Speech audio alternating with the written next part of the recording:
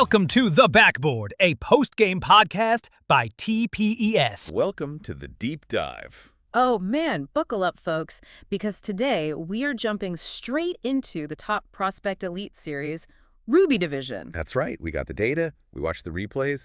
A best of 5, Team Skyline versus Team Shield, Rube and Clutch against McNutty and Noxon. And our mission, should you choose to accept it, is to dig through this incredible series from total blowouts to a crazy overtime finish. Exactly. We're going to unpack it all, find those nuggets of knowledge, see what really happened out there in the arena. Okay, let's start at the beginning because, wow, the first 2 games, Skyline just showed absolutely no mercy. They didn't just win. They blew Shield right out of the water. It was almost hard to watch. Yeah, game 1 ended 3-1 for Skyline. Pretty decisive. Yeah. But you got to give credit. McNutty pulled off this, absolutely nutty shot near the end. Oh, I remember that. Yeah.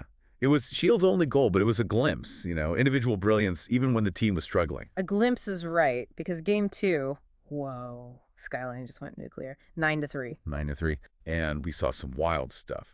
Noxon actually demoed Rube, took him right out. Aggressive play, trying to disrupt Rube. But Rube, it was like it didn't even matter. Yeah. Gets back, carries the ball down the whole field, gets rifted mid-play. Which is crazy, like getting teleported. Right.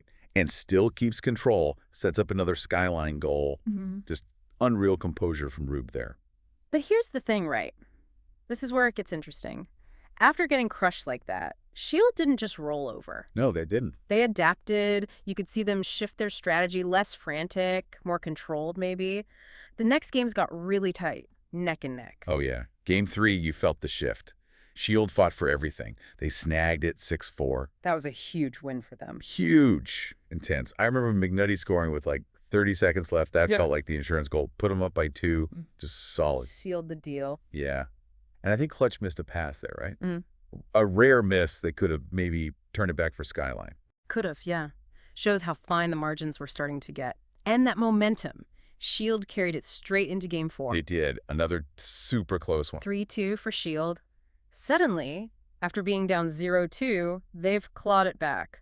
We're going to game 5. Game 5.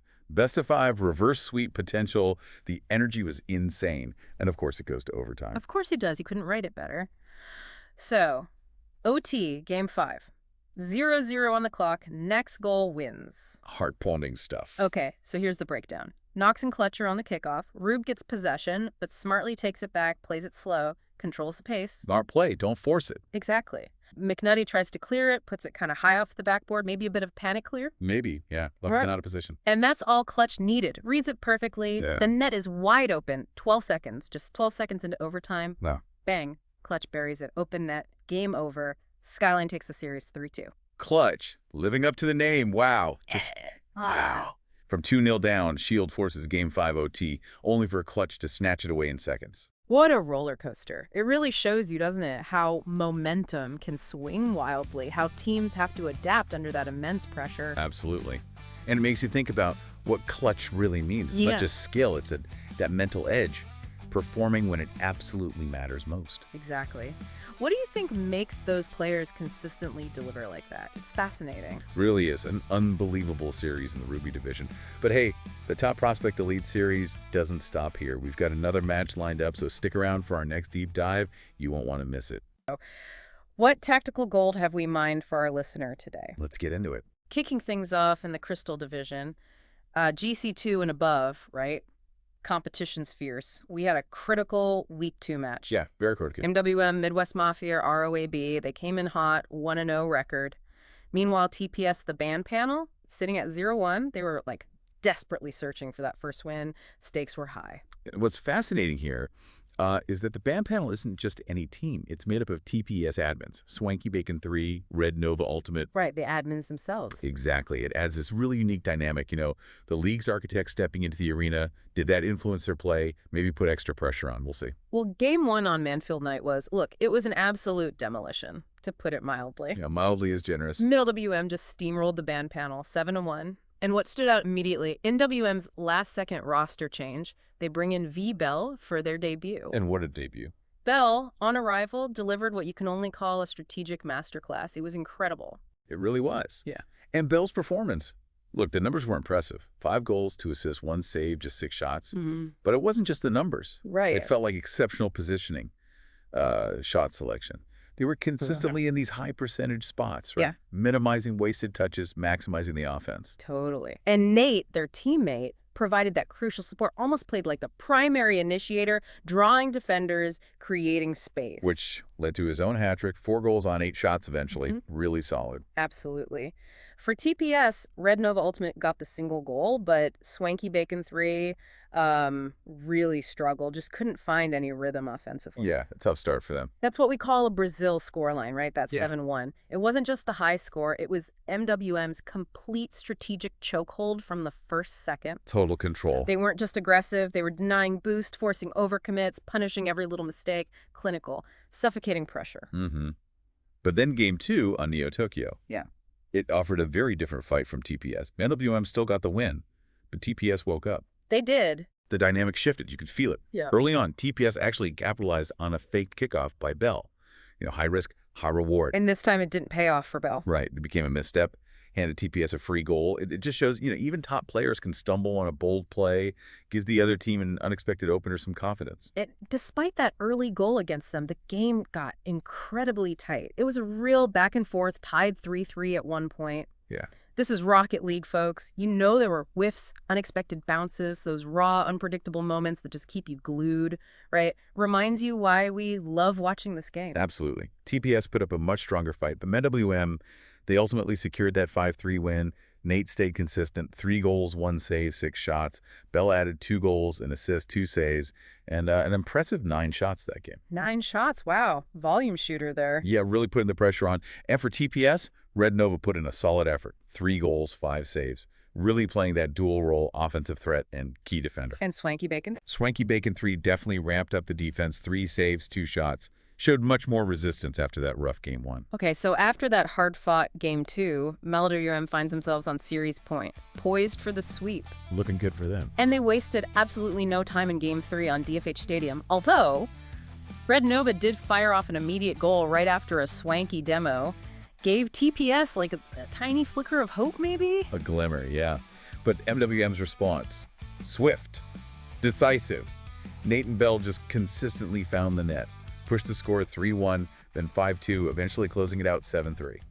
Right, game 1. Let's dive in. This was legendary, not just for the plays, but for the drama. This one had everything. Necronix gets an early goal for Vipers, gets them on the board, things are looking normal, and then everything just changed. Yeah, mid-game, server crash. Yeah. Just brings everything to a screeching halt.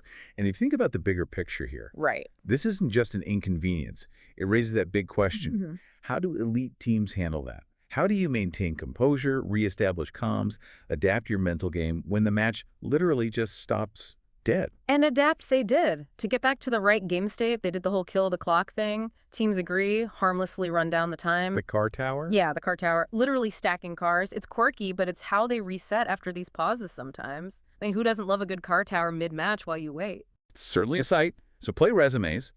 Just 36 seconds left on the clock. Score tied 4-4. Pure intensity. Absolutely. Immediately leads into overtime. And Acronix, showing incredible composure after all that chaos, scores the winner for Vipers. Dramatic OT win. Huge win after all that. Stat-wise for game 1, Acronix had 3 goals on 6 shots. Super precise. Nox added 2 goals on 4 shots for Vipers. Solid contributions.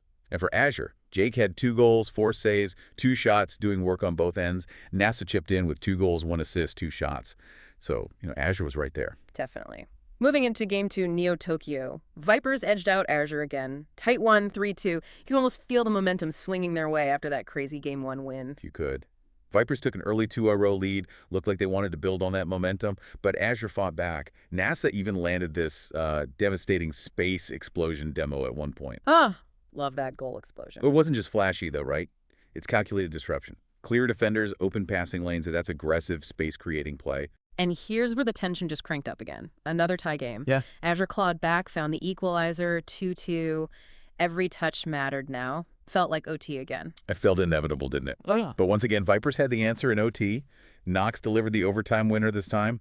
Puts Vipers at match point for the series, 2-0 up. Wow. Acronix, again, super consistent. 2 goals, 1 assist, 6 saves, 6 shots. Just an all-around beast. Little stats. Knox added the winner, plus an assist, 3 saves, 5 shots. Crucial offense. For Azure, NASA had 2 goals, 4 saves, 9 shots peppering the net. Jake, 0 goals, but a key assist, 3 saves, 5 shots. Strong defense there. Still putting up numbers even in the loss. Definitely. But then Game 3 on DFH Stadium, Azure really fought back. Showed they weren't just going to roll over. No way. This game was relentless back-and-forth scoring, a real showcase of offense from both sides. And NASA's demo strategy was really noticeable here. Oh, yeah. Yeah, masterfully using bumps, demos to create those crucial openings, break down the Vipers' D. Really effective. And the implication, huge. Azure clawed back, tied it, then took the lead late, pushed the series to Game 4, denied the sweep. Exactly. NASA was outstanding. 3 goals, 2 saves, 6 shots. Those tactical demos paid off. And Jake, solid support. 2 assists, 1 save, 4 shots. Played that critical enabling role. Okay, Game 4, Utopia Coliseum Dusk. Azure starts quick, early goal from Jake. Looked like maybe they could force Game 5. They definitely came out firing. Yeah. But the Vipers, they just showed incredible resilience. Tied the game multiple times 2-2, then again at 3-3.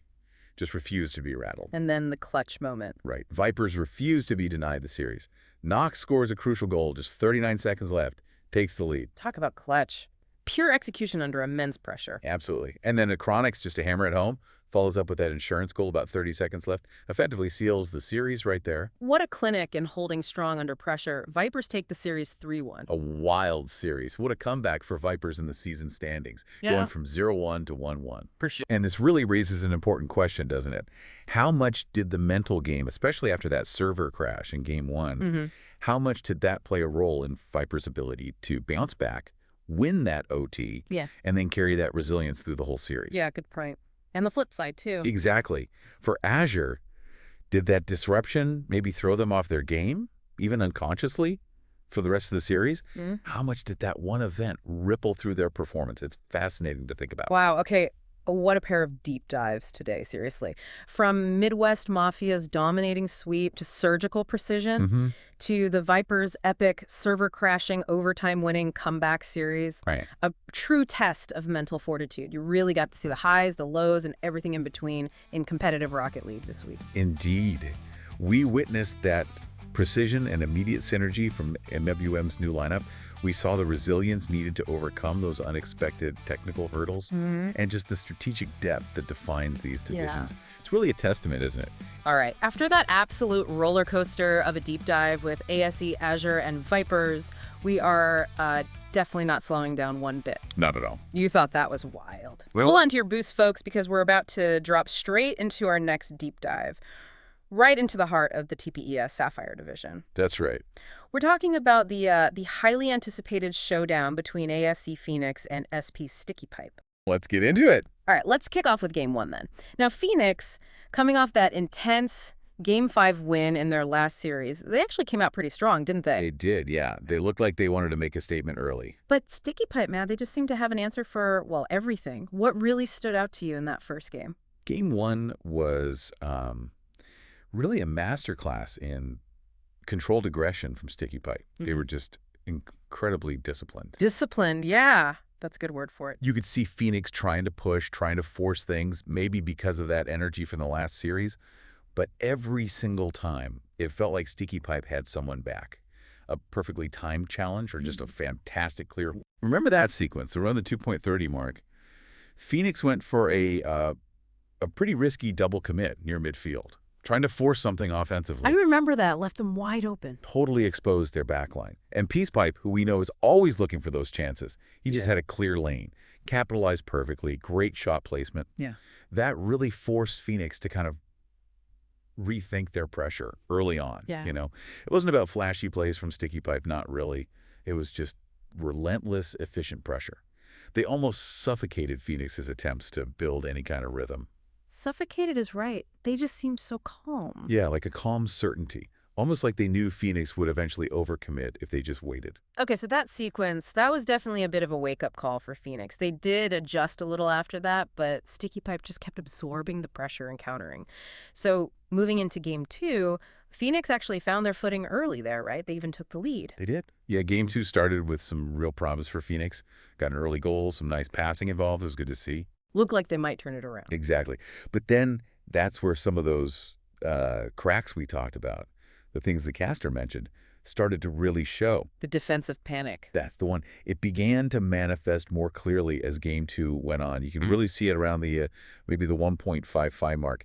Felix had the ball in their attacking half, but instead of making a safe play, maybe a controlled clear, getting boost, rotating back properly, both players went for this really impulsive challenge. Oh, right. Left them both stranded. Stranded, low on boost, and their net just completely wide open for StickyPipe's counterattack. It was almost like textbook poor boost management leading straight into an overcommit. And StickyPipe doesn't miss those. Not at all. Yeah. Especially PeacePipe.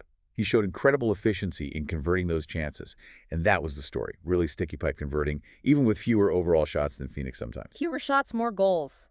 That's efficiency. They just made every single chance count. And that really is the difference maker at this level, isn't it? Converting those key moments. It just felt like Phoenix was often caught out of position, scrambling back, leaving too much space open. Constantly playing catch-up on defense. So StickyPipe takes a commanding 2-0 lead. Game 3 felt like absolute do or die for Phoenix. Did we see them try to, correct those issues?